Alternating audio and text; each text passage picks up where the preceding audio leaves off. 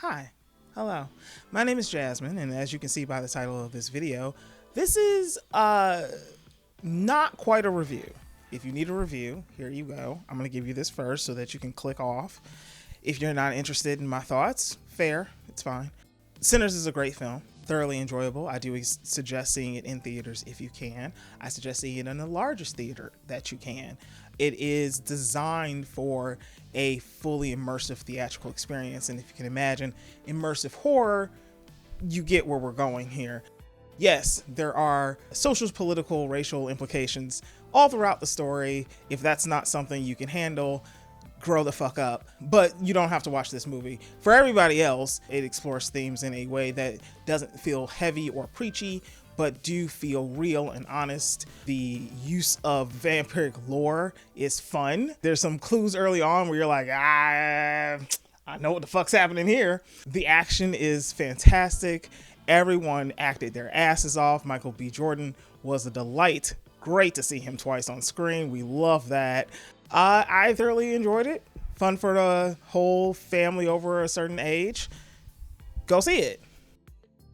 Okay, so that's a review. I'm sure there's more on the internet. You can find other ones. The rest of this video is not quite a review. In fact, I'm still figuring out in real time what the fuck the rest of this video even is. I am, in a word, inspired. And so I think I'm going to just reflect honestly about the movie, my experience, and why I'm in my feelings 24 hours later, and why I think other people are too. So go ahead and grab yourself a snack. I will try my best not to do too many spoilers. So that was a fucking lie. And if I do a spoiler, I'll try to warn you. I do suggest looking at the screen because there will be times where I'll probably say a spoiler and I'll put on the screen that it's a spoiler. Just vibe out with me real quick, okay? Okay.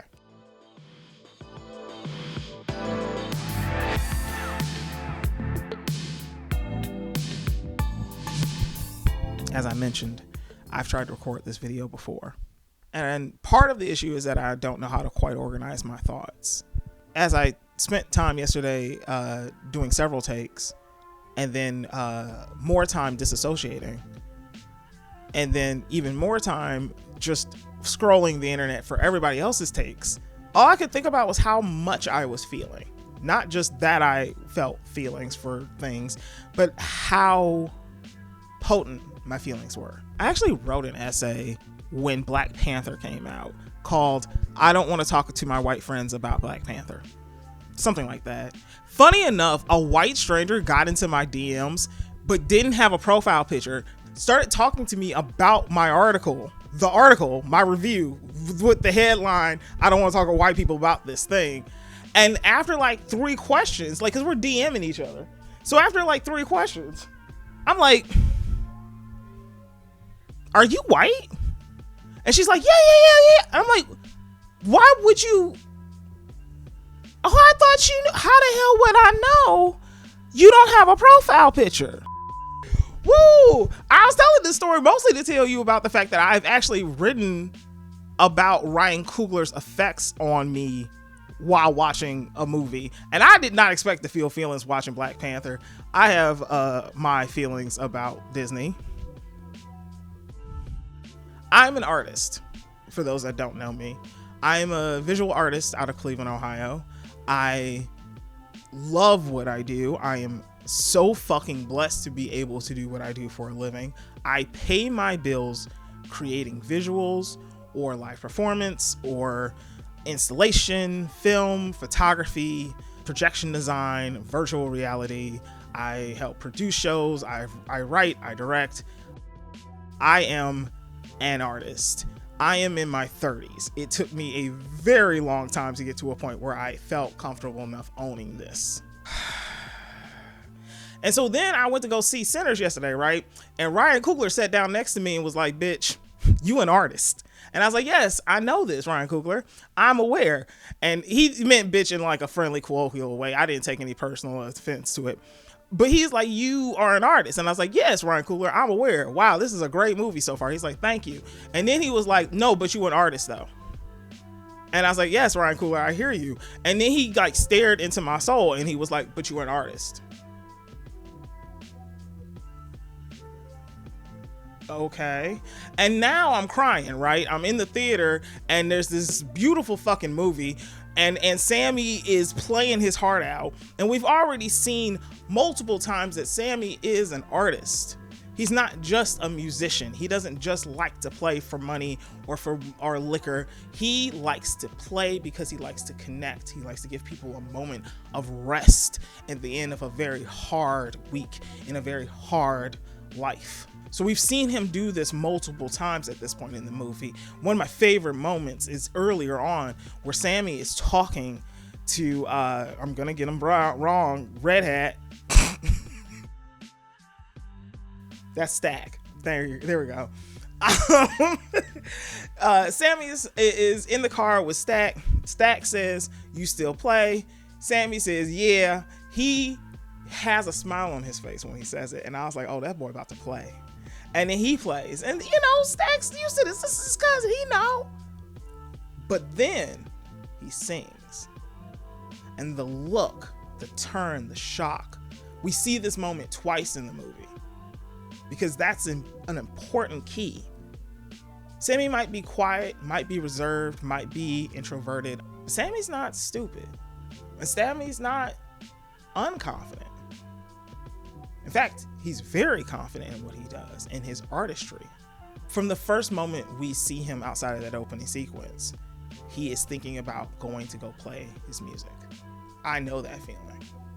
I know that feeling intimately. Why the hell do you think I have a projection design going on behind me? I don't need to be doing this. I made this little thing just to flex. I set up a projector and I made this little looping video. You know, the water turns to blood for a reason. Like, there's themes happening back here. You know what? I said to flex, but that's not actually true. It's not about flexing. The flex is part of it, right? The flex is the smile in Sammy's eyes as he starts to sing in the car. But that's not all of it. For me, at least, and I would surmise from this movie, both Sammy and Ryan Coogler feel the same way. Art is about connection and communication.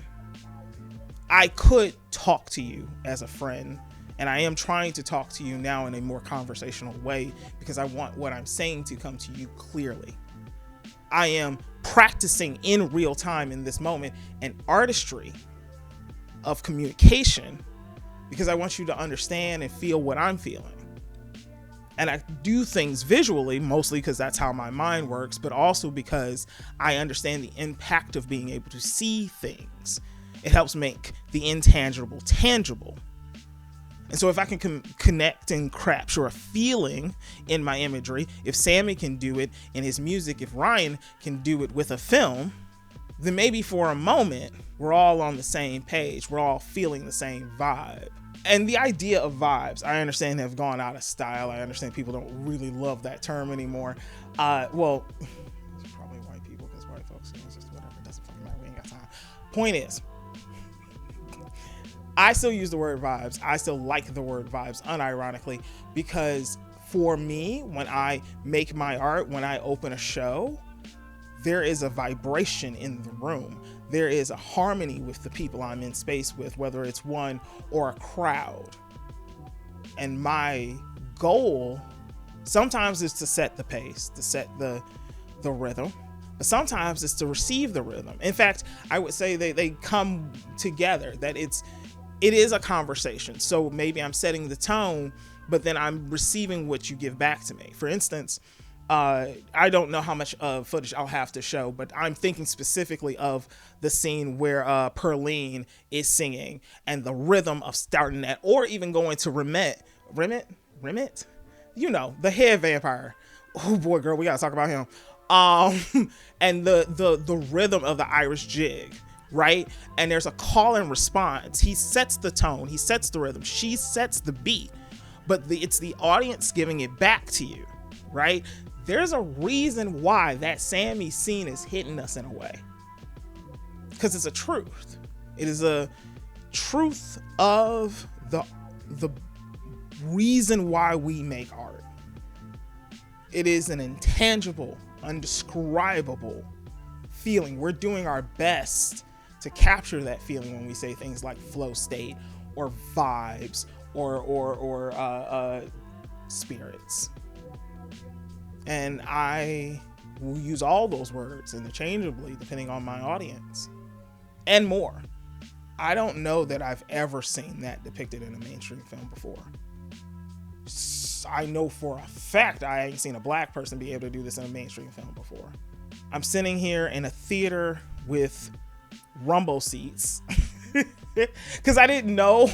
I went to the theater with the biggest screen I could find in Cleveland. Shout out to the Phoenix Theater. It was great. Wonderful experience. I did not pay attention to the fact, though, that this would be 4D seats. I saw the comfortable reclining thing, and I was like, great, that's how I want to enjoy this movie. But guess what happens at every jump scare? But also during the moments of music, the seats rumbling with me. So girl, I was getting the entire experience. I recorded this so many times yesterday, and this has been the best take so far. And I think it's because I'm trying to get out my own fucking way about this. I'm trying to remember what I felt pulled from throughout the story, and especially at the end. The other character I wasn't expecting to relate so well to, both on a physical level, shout out to us tall, big titty, powerful women in the world. I hope she takes that as a compliment. I mean that in the least sexual way possible. It is truly heavy is the chest that bears the crown. It really, that bears the underwire. I don't. Anyway, moving on. You should also know, I didn't watch a trailer. I decided not to watch a trailer. I don't watch trailers often anymore, mostly because of the same issue most people have, which is, oh, the trailer gives away too much information. I just take it to the next level because I'm this level of a fucking film nerd. I'm like, who's doing it? Who's in it? Ryan Coogler? Yeah, I'll show up. I didn't need to see a trailer. I saw Michael B. Jordan twice on screen, Ryan Coogler, and some vampires. I'm in. That's all I needed. So I didn't know about some of the spiritual aspects of the story. I was not expecting to relate so heavily to Annie. The fact that she practices hoodoo obviously is so important thematically to the themes around survival and freedom and Black Americans in this time period of like, how do we get through? We already see the representation of the church in the first sequence. The Christian church is part of how Black Americans survived the fuckery that they were going through. It was a literal sanctuary, a literal safe space, but it wasn't a fully safe space for everyone, obviously, and it wasn't the end all be all. You had women like Annie who could do and did a little bit more, whose response and relationship to the spiritual was a little bit more complex than what European Christianity was forced on us. She provided that safety, that community in the same way, though, that sanctuary in her space. So much so that there is a grave outside her home. I'm not gonna get too deep into it. If you know, you know. Imagine how hard that must be to have that on your land. How else do you manage that pain or that grief without having some connection to the spiritual? So beyond just the practice of hoodoo, which I'm sure has so much more complexity in this film that I don't even know anything about, but just on a level of a broader general sense and a spiritual sense that I operate on as well, I understand the feeling and the need to be in communication and to be open. And I don't know that I've ever seen this character look like her, be loved like her, be seen and respected like her, be a badass, and be honest to who that woman would be. What a delight to see that in an action movie, in a suspenseful action movie about vampires. Just step aside and let me on in now. Why you need him to do that? You big and strong enough to push past us? Well, that wouldn't be too polite now, would it, Miss Annie? I don't know why I'm talking to you anyway. Smoke. Don't talk to him. You talking to me right now. Why you can't just walk your big ass up in here without an invite, huh? How does everyone survive this time period? Not just the black citizens. There's this beautiful shot where Grace comes across the street in a one take. Lisa goes to get her mom at the store across the street. Grace comes back across the street. It's done in a one take. As I'm saying it out loud, I'm curious how many people even peeped the fact that these are two stores.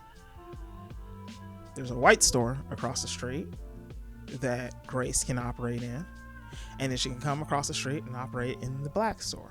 In just that one take, the tone, the mannerism, if you will, the vibes of the white store across the street vastly differ from the vibes at the black store on the other side of the street.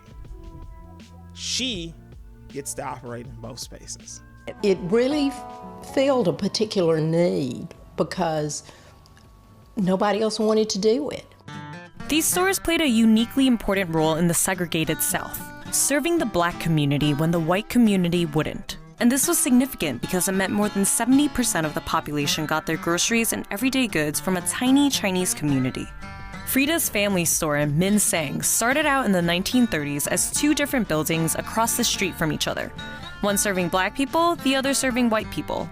Neither black nor white, the Chinese community found themselves in the middle. I think there's a very important neutrality to the way that that's portrayed. There's another level of conflict in this story beyond just the vampires attacking these poor innocent people trying to have a good night that goes into the sense of what could peace for us in this very turbulent time look like. What could true freedom, a night off, a year off, a lifetime off from this pain look like?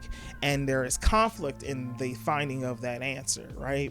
And so I think I'm already seeing people on Twitter kind of run in a conflict-based way with the depiction of these Asian characters in the same time period. But I think it's very important to note the neutrality with which they're presented in this story. Everyone is trying to survive. Everyone is trying to make this make sense.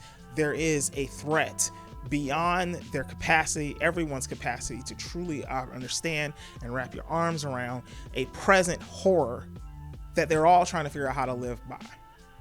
And everybody lives in different ways. Everybody gets by in different ways. Everybody relieves the tension that they feel in different ways. And some of us are sinners. Some of us are imperfect in the ways that we do it. Some of us cheat and drink and loiter. Loiter is not a sin. I meant like sloth. I was trying to think like the 7 deadly sins, right? I was trying to think of like sloth. I was trying to think of like stealing and drinking and adultery, right? These are sins that everyone's committing throughout this story. So if you have a sin for these characters, I want to keep in mind to you, hey, that's the fucking point. And yet they deserve to be saved. They deserve their humanity. The vampires, at the height of the conflict of this story, offer freedom, peace, community, brotherhood, conflict-free. Just give over your life, give over your humanity, your ability to be of this earth in a true sense, and you can have everlasting life. This is a thing that is offered in other spaces throughout the story, right? It's offered, in a sense, in the church. But that requires a sort of limiting of who you are and what you're allowed to be. We watch as Sammy pushes up against that very early on. He runs away because the space doesn't allow him to be his full self. He's not allowed to play the music that he knows could connect better with the audience if he could just be allowed to be his full self. So he leaves that space for a night of true freedom. He leaves the work he has to do for a space of true freedom. And now this space is being attacked, and they offer their true freedom that requires the loss of humanity.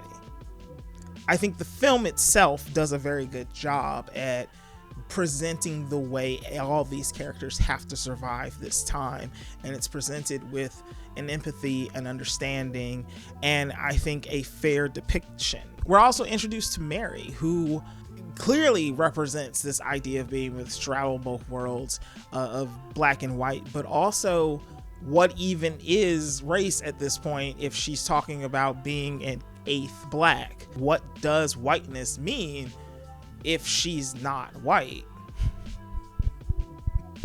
The point of the movie isn't to dissect that. The point is the movie is to depict how people live through that truth, as absurd, as unintelligible, as hard as it is to understand and wrap our minds around, because it just is illogical.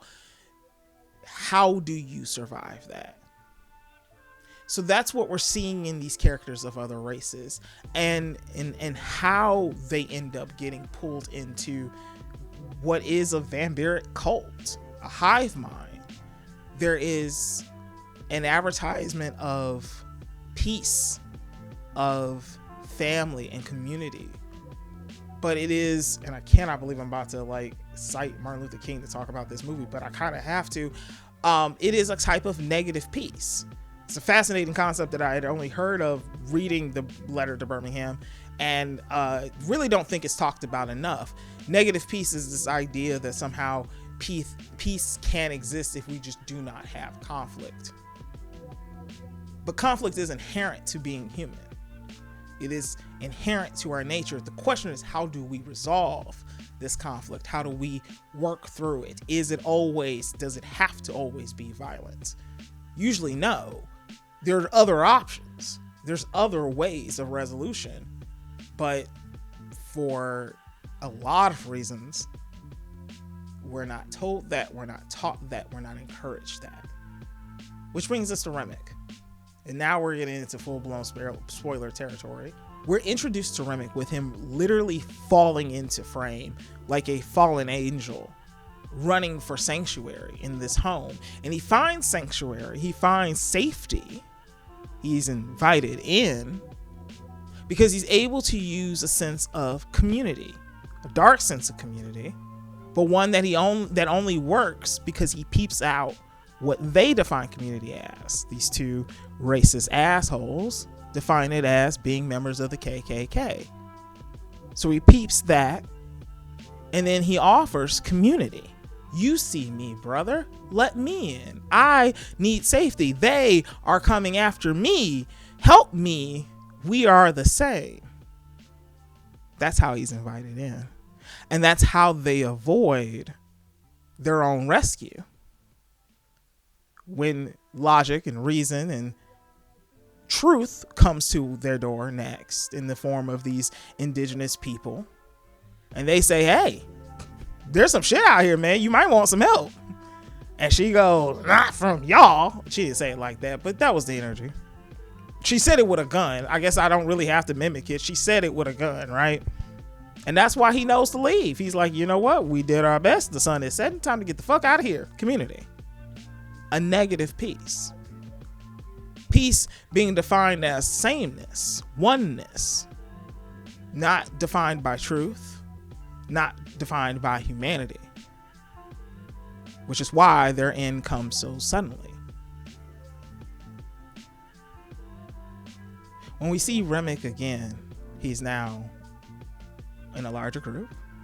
Everybody's feeling the vibe, the one true vibe, something that is true of both vampires and humans, is this need to connect, to vibe out. And he's pulled like a moth to light to Sammy's ability to create this vibration. Artists are creators. What is the source of someone who can create the vibration we're all on? How powerful is that? I saw a comment that said that Grace was being short-sighted because really they only wanted Sammy. And I just want to counter and remind people that Sammy was wanted because Sammy can create the vibration that brings people together. Of course, a vampire would want that power. Grace is right. Regardless of the timetable, they will be coming to their town next. Remick. I'm obsessed with the idea of Remick. And I guessed, without even really peeping it until or having it confirmed until the Irish jig, I guessed that he was Irish. And I wasn't quite sure where that was going to land, and it doesn't hit until the final confrontation. So this is now true spoiler territory here. But that moment of the Lord's Prayer, I'd seen some comments suggest that Sammy was saying the Lord's Prayer as a form of protection. And I just kind of want to remind people that, yes, that might be possible, but it's also probably more likely that he was reciting the Lord's Prayer as a final bit of salvation or attempt to connect to God in his final moments. This is a last rite ritual, if anything. And it is in that moment that we get the key, the reveal of Remick. This thing, this horror, perhaps akin to a cosmic horror, had came to his people first. Remick isn't just selling the idea of being a vampire. He's not just interested in turning people into vampires to eat and feast off of them. He turns them into vampires because he wants to build community, because he wants to build connection, because he thinks he is offering a true freedom. He doesn't see, for whatever reason, this as the loss of his humanity as a loss of freedom. He doesn't believe that freedom can even be achieved as a human. And the fact that he is Irish is key to that. I think we get confused sometimes when we talk about whiteness. In fact, I'm sorry, let me just go ahead and cross that out. We get confused when we talk about whiteness. That's a statement. That's a fact. I don't have to think about it. We get lost in what, and it's very easy to do because it's a very complex conversation, a conversation that goes way beyond this little review here. I suggest checking out your local library for more information. What we know is this, through representations of characters like Grace and her ability to navigate both sides of this coin, through characters like Mary, who are stuck in between these two worlds without consent or true understanding as to what that all can mean and the implications thereof. We get Remick, someone who is white, but also Irish, specifically Irish. So when he says, I know these words, they came from my grandparents, my grandfathers. We know Remick is a vampire, so we can only imagine how old he must be. What he's talking about is colonialization. He's talking about that thing, that horror, that threat that still exists beyond the ones of the vampires. For him, being a vampire, and him specifically here, of course, being a vampire is salvation. It is freedom. It is the only freedom he could believe in after seeing and dealing with what he had to deal with and what he saw. This other force, this other evil, the one coming for the juke joint the next morning regardless if there had been vampires the night before. In fact, it's the vampires that tell our heroes that this other threat, a threat that Remick knows, is coming for them. Remick genuinely believes he is offering a salvation, the best salvation. It is heart-wrenching to lose your brother in that, but we lost Stack to the vampires for a reason. Think about Stack as a character, someone who's a little bit more hot-headed, a little bit loose-tempered, someone who wants the more immediate, the more gratifying. He's not here for the long money. He's here for the short time. Yeah, he gets turned. Smoke is patient, a little bit more thoughtful, protective. It's not the easy route, and he's lost so much. So even in his final moments, he has to still protect what he can He still has to hold to his own honor, to the promise he makes in the opening sequences when we meet him. KKK come through, we're gonna have to take care of this. And so he does with his final moments, and then he is returned with his child and his wife. He gets the death of a human. The mid-credit scene gives us the end of Stack as much as we will get the end of Stack. We see them survive. We see them enjoy a true freedom. It's not complete. It's not perfect. And for me, at least, it would be sad. But for me, I'm Sammy in this scenario. I am an artist. It is imperative to me that I stay human in order to do that work. That's why AI doesn't impress me. It can give you the image, but it can't give you the humanity. I do this for the humanity. Sammy does this for the humanity. So Sammy is willing to grow old. He's willing to die. He's willing to stay human. And Stack understands the importance of that. He respects the importance of that. Maybe he knows the other end of this trade in a more intimate way. Maybe the things he lost now that he's not human weigh on him now that he's lived so long. But you notice he doesn't really have much regret.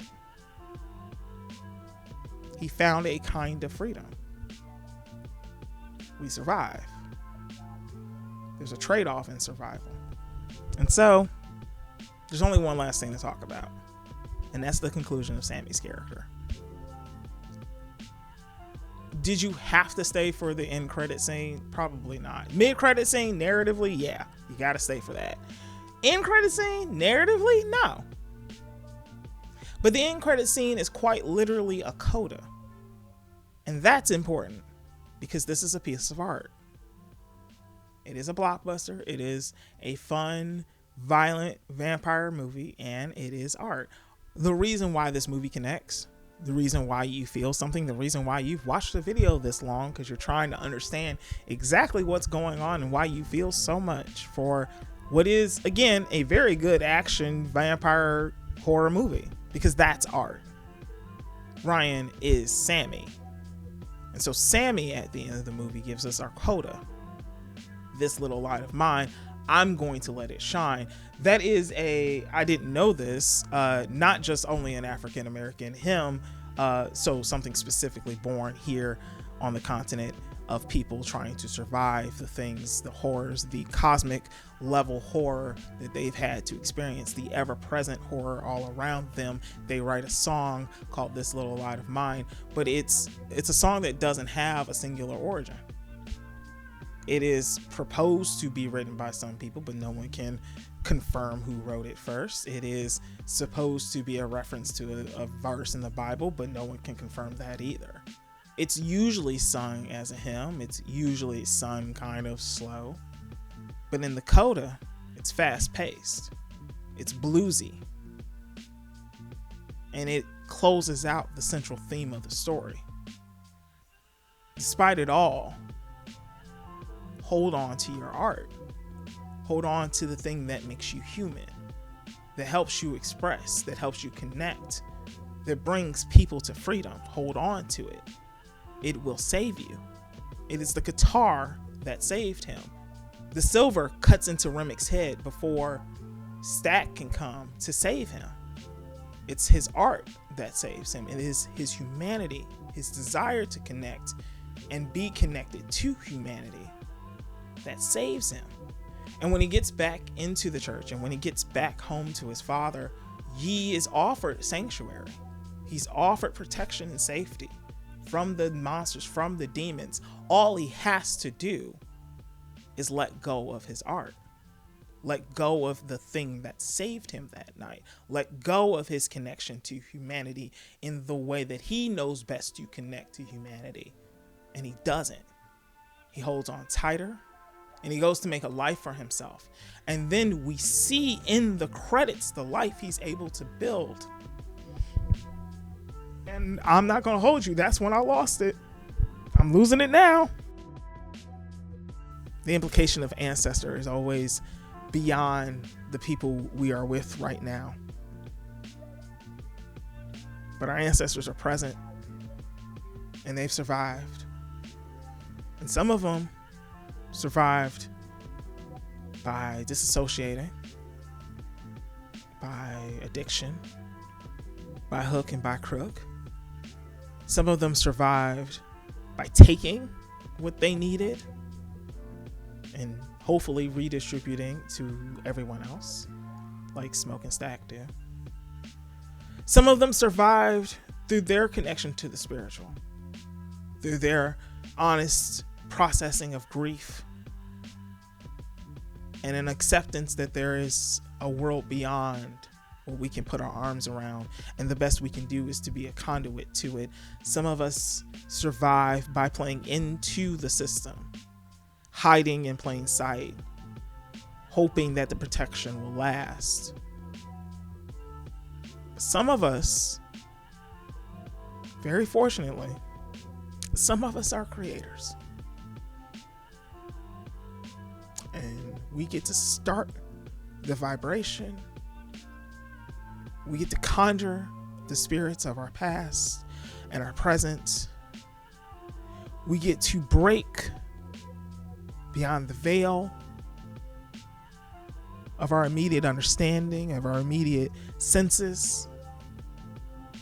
And while, yes, that may invite danger, danger is ever present. It cannot be avoided. It exists amongst us. It was coming for them that morning. You can survive. And the way to survive is through that connection, is through that humanity. And that's a very important message. And one that I really felt like Ryan Coogler really sat down next to me and was like, no, but you gotta let your light shine, bitch. Because somebody gotta start the fucking vibration. The camera cutting out on me is hilarious. Like it actually hit the recording limit as I was getting into that speech. And that's fine. I'm clearly in my feelings. About this movie, and it makes sense why I couldn't record it yesterday. I tried so many takes and I couldn't get it together. This has been the first take of the day, and I really just allowed myself to I'm sitting on the ground right now. I'm really just like trying to literally and physically ground myself. I pushed to record this out of respect for what the movie said. It's so interesting how dismissive we are as a culture as to what art is and can be.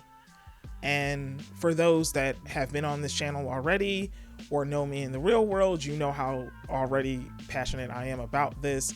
I am a visual artist. This is what I do. This is my work. This is my passion.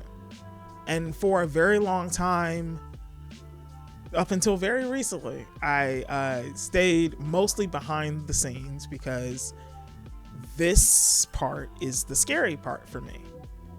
As much as I talk and write and have written about the need for representation and all the ways that can show up, and how even being stuck in sort of this level 1 kind of representation of checking off all the boxes that we have the right people on screen doesn't fully give you the depth of what representation could be if you take it a step further. If everybody in front of the camera, for instance, is black and white and multiracial otherwise, but everyone behind the camera is still a white man, are we really being integrating?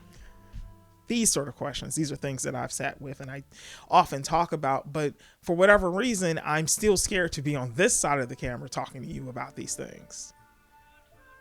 There's something about the light that I feel compelled to share, to let shine, that I also feel very protective and fragile, if I will, about.